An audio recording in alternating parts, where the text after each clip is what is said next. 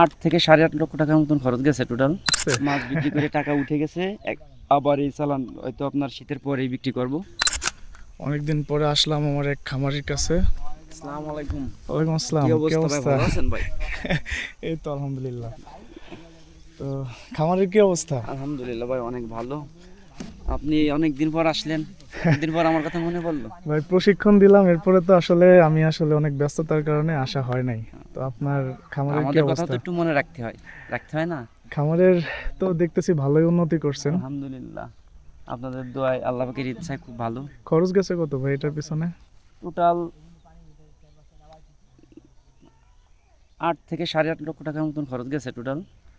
কিন্তু অনেক ভালো ভাই। আমার বাঁশের কোনো কত খরচ নাই, প্রতি বছরে বাঁশ চেঞ্জ করা লাগবে না। একবারে আপনার 5-7 বছর 10 বছর মেয়াদে কোনো বাড়তি কোনো খরচ নাই আমার আর ঘরে। একবারে প্রতিষ্ঠানটা ওকে করে ফেলাইছি, আলহামদুলিল্লাহ অনেক ভালো আছি। তাহলে আপনি এর আগে যখন খামার টামার করতেন তখন থেকে কি এখন ভালো আছেন? অনেক ভালো আছি আলহামদুলিল্লাহ। দেখতেছি এখানে মাছ করতেছেন, কি হ্যাঁ, কি মাছ আছে এখানে? এখানে সব পদের মাছ আছে, পাঙ্গাস, কই, তেলাপিয়া, রুই, কাতলা, ভ্যারাইটিস মাছ, সব পদের মাছ আছে।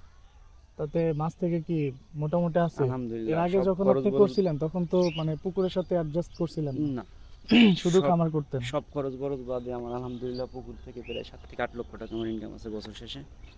ওটা তো আপনার এক্সট্রা এক্সট্রা বেনিফিট, তাই এক্সট্রা তো? এক্সট্রা ইনকাম আমার মুরগিতে যা আসে এটা আমার কর্মচারী কিংবা আমার মুরগির খরচ হয়ে যায়।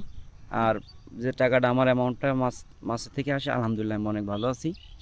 তার থেকে আমি বিদেশ না যাওয়ার থেকে আমি দেশেতে মাঝখানে তো বিদেশেতে অনেক আমাকে ভালো ফোন আছি। দিছিলেন যে খামার ছেড়ে বিদেশ চলে যাবেন। যাতে আপনার চাইছিলাম, এরকম একটা জমি আছে, আমি হ্যাঁ এটা আপনাকে তো পরামর্শ দিছিলাম যে আপনার পরামর্শের পরে ডিপেন্ড করে আমি চিন্তা করলাম যে বাইরে যাবো, অনেক টাকা নষ্ট করবো, সেই টাকাটা দিয়ে আপনার পরামর্শ অনুযায়ী দেখি যে এটা আমি একটা প্রজেক্ট আবার শুরু করি, দেখি যাক আলহামদুলিল্লাহ আপনার পরামর্শ অনেক অনেক এগিয়ে আছি। আর একটা বছর যদি আমি করতে পারি আমি অনেকটা এগিয়ে যাবো, সমস্যা যা নেই। খরচ করছেন মোটামুটি কি মাছ বিক্রি করে উঠছে?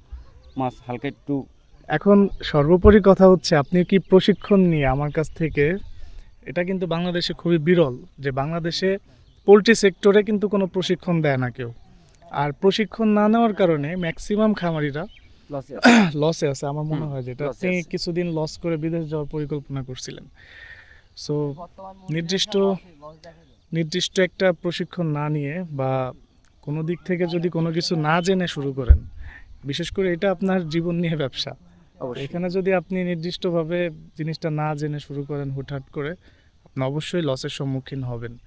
তো আপনি প্রশিক্ষণ নিয়েছিলেন কি আমার খামারে এসে, না আপনি আপনার অনলাইনে নিয়েছিলেন? আমি অনলাইনে নিয়েছিলাম।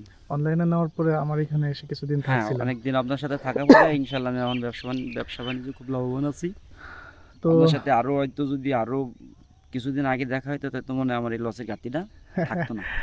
এখন আমি আসলে আপনার এখানে আসা আপনার সফলতা দেখানোর জন্য আমি আসলে নতুন করে এই পোলট্রির উদ্দেশ্যে প্রশিক্ষণ দিতে চাচ্ছি নতুন খামারিদের জন্য। আলহামদুলিল্লাহ, ভালো হবে। এর আগে আমি ব্যাপক হারে কখনোই শুরু করি নাই, এখন একদম ব্যাপকভাবে শুরু করতে চাচ্ছি, যে যারা একদম নতুন খামার শুরু করতে চায় তাদের জন্য। আমার এখানে আগে অনলাইন প্রশিক্ষণ হইতো, এখন অফলাইনে আপনারা এসে ফিজিক্যালি দেখে শিখতে পারবেন। তো যারা এখন শিখতে চান তারা দেরি না করে হোয়াটসঅ্যাপ নাম্বার আমার ডেসক্রিপশন বক্সে দেওয়া আছে, হোয়াটসঅ্যাপ নাম্বারে যোগাযোগ করেন এবং আপনি চাইলে সরাসরি নাম্বারেও আমার সাথে যোগাযোগ করতে পারেন। তো দ্যাটস ইট, আমি আসলে জাস্ট মামাকে দেখানো, ওনার সফলতা দেখানোর জন্য। আসলে যেটাই করেন না কেন অবশ্যই সে বিষয়ে একটু অভিজ্ঞতা নিয়ে তারপরে শুরু করা উচিত। তো এই অভিজ্ঞতাটা নিয়েই আপনি শুরু করেন, না শিখে না বুঝে শুরু করে লস করে লস খাতে হবে। সেক্টরটাকে খারাপ বলে গালি না দিয়ে আপনি শিখে তারপরে শুরু করেন।